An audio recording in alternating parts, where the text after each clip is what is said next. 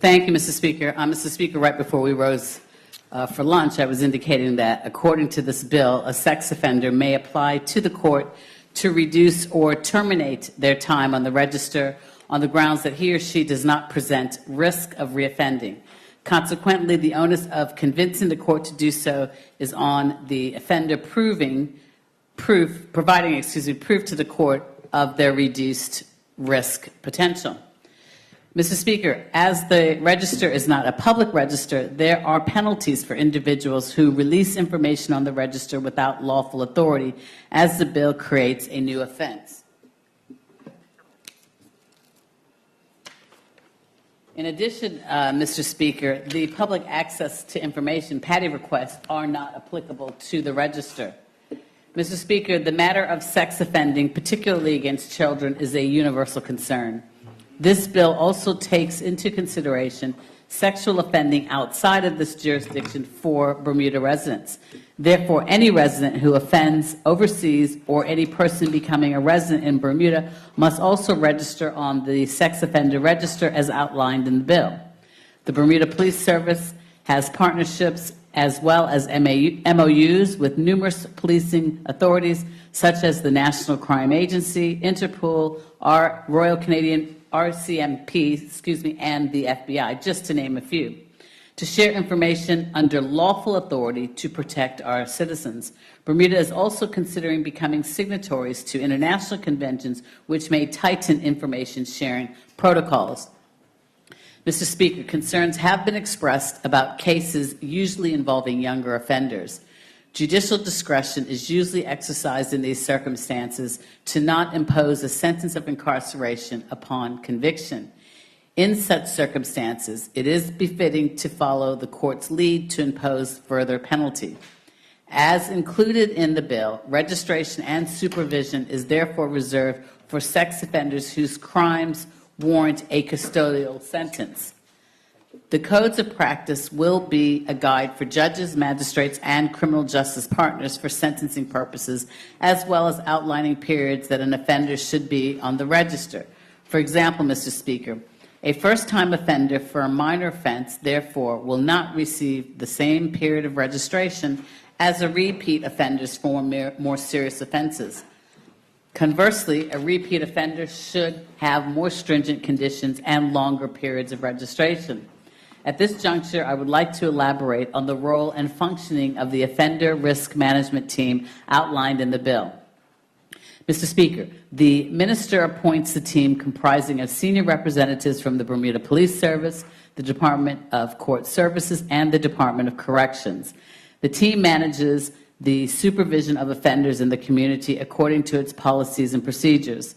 The team is also actively in consultation with other governmental agencies and departments as outlined in their policies to mitigate risk to further offending, require the offender to submit an updated risk assessments, and guide their management in the community.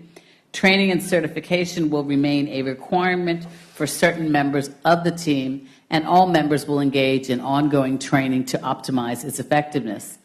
Once an offender is in the community under supervision, Mr. Speaker, they are supervised by probation officers as subjects of probation, parole, or supervision orders. Supervision can also include the offender wearing electronic monitoring devices if deemed necessary. All other orders require the assessment for programs, group work, and treatment.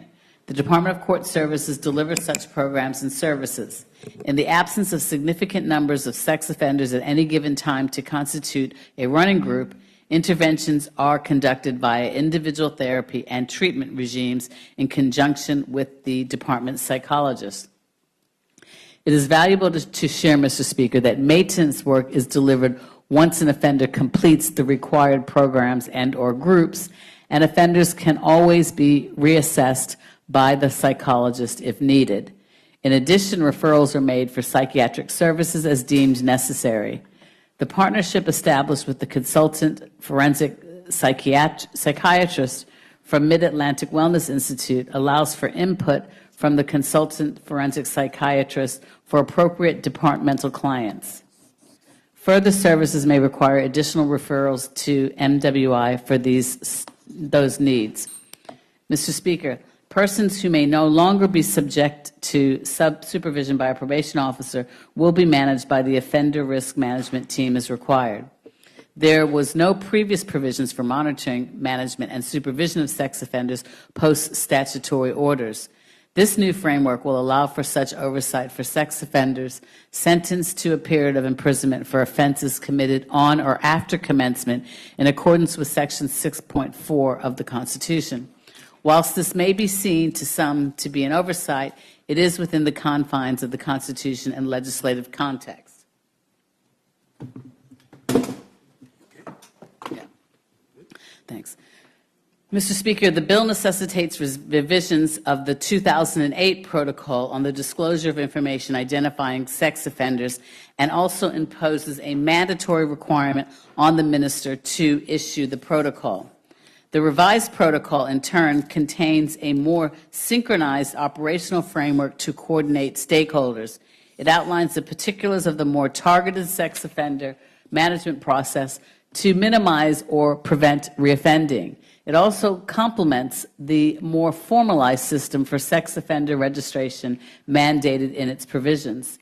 These measures have been mentioned previously, and from the commencement date of this bill, the level of management, supervision, treatment, and registration of sex offenders will optimize the protection of the community from further offending risk posed by these sex offenders. The level and extent of supervision is based on the risk posed to the community by the offender as well as the offender's needs for rehabilitation and interventions. Mr. Speaker, we have conducted extensive research on the subject of a public sex offender register, and we acknowledge the work of the Joint Select Committee as well as numerous views advanced by community stakeholders and members of the public. Our research has determined that outside of the United States and South Korea, most other countries that have sex offender registers only make them available to limited sources such as government officers. In fact, the United States is reviewing their practices as most states have had great challenges in managing their offenders as a result of the public registers, which appear to have driven offenders underground. This has made their management and ability to protect vulnerable persons from sex offenders far more difficult, Mr. Speaker. It is significant to note that countries such as Canada, Australia, France, England, Germany, South Africa, Jamaica, Trinidad, Cayman Islands, and other British overseas territories employ this practice whereby information on their registers is generally only available to police services, prisons, and probation personnel, or any combination of the agencies listed, as well as government child protection departments. Bermuda's position is similar, and governmental agencies involved in child safeguarding play integral roles in conjunction with the team. Mr. Speaker, a public sex offender register is not employed due to vigilante justice and other factors which limit the opportunities for offenders to reintegrate into society. There is significant empirical evidence and research that shows that a publicly accessible sex offenders register does not help to reduce the recidivism rates, nor does it, Mr. Speaker, assist offenders to successfully reintegrate into society or make communities safer. In further contextualizing this, Mr. Speaker, Bermuda is approximately 22 square miles in size. Our population is approximately 63,000 residents. Unlike larger jurisdictions, individuals tend to know each other and cannot move into an area where they are completely isolated or unknown. We are challenged with the NIMBY, or not in my backyard syndrome, whereby no one wants sex offenders in or near their residences. They cannot be isolated. It is important to note that all offenders must be considered for release into the community at some point. With this in mind, the necessary monitoring and supervision measures are being put in place by this bill. Mr. Speaker, the bill does acknowledge that there are instances when it will be appropriate to make blanket disclosures to the entire public about an offender. However, these will be exceptional cases where the offender's risk to reoffend are properly assessed to be very high, and there is every indication that such disclosure is in the public interest. Mr. Speaker, special disclosure arrangements with schools, daycare centers, and other organizations working directly with children may be made as warranted with respect to particular sex offenders. Accordingly, special care provisions are made to ensure that victims are sufficiently armed with available information to optimize their safety. As a general policy, Mr. Speaker, all victims will now be notified of the release of the sex offenders. In the case of minors, their parents, guardians, or caretakers are notified of a sex offender's pending release from incarceration. Additionally, Mr. Speaker, the bill makes provisions for the Commissioner of Prisons to notify the minister of a sex offender's pending release at least 2 months prior to the release date. This allows for adequate consideration of notifications to individuals, groups, or the public as per the revised protocol and for release planning. It also specifies whether the offender has completed the mandated programs.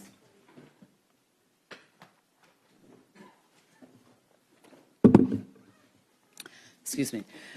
The bill, Mr. Speaker, demands close and effective coordination between stakeholders.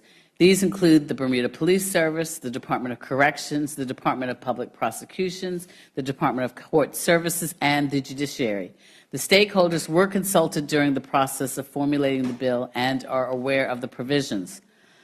Whilst these partners are considered the major players in implementing, regulating, and overseeing this fortified structure, there will also be close partnering with other stakeholding agencies within this enhanced framework.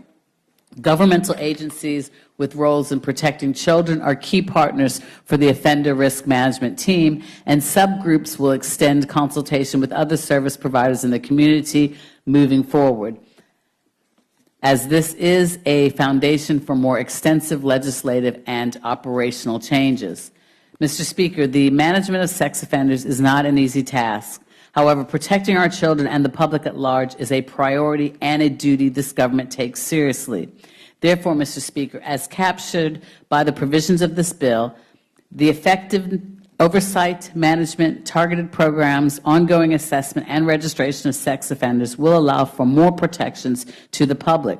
The established collaboration, research, program evaluation, public relations regime, and information sharing will be maintained as we continue to further develop and expand the overall framework. Mr. Speaker, no entity on its own can be effective in addressing the accountability framework for managing sex offenders. Similarly, no framework will satisfy all segments of the community, especially those affected by such crimes directly or indirectly.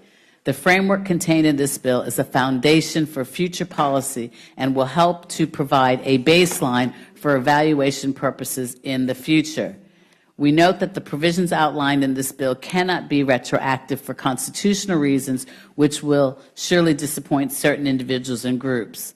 The Offender Risk Management Team, in mitigation of this, will aid in management responsibilities as well as offer services and supports for offenders willing to receive such assistance who have already been sentenced. Mr. Speaker, in the past year, during this administration, we have made at least one public notification and disclosed information to victims in at least 6 cases when sex offenders were released from incarceration. In addition to the data presented at the beginning of this brief, at least 2 sex offenders have been recalled to prison for infractions of their orders. We have utilized all resources at our disposal to monitor sex offenders, including electronic monitoring devices, case conferences and case reviews, both at court and before the parole board, curfew checks, regular home and site visits, referral to treatments, as well as contacts and collaboration with significant others to verify information. Mr. Speaker, these all have tightened the accountability framework for working with and monitoring sex offenders. As previously mentioned, there's also one sex offender who is voluntarily in sex offender program at the Department of Court Services.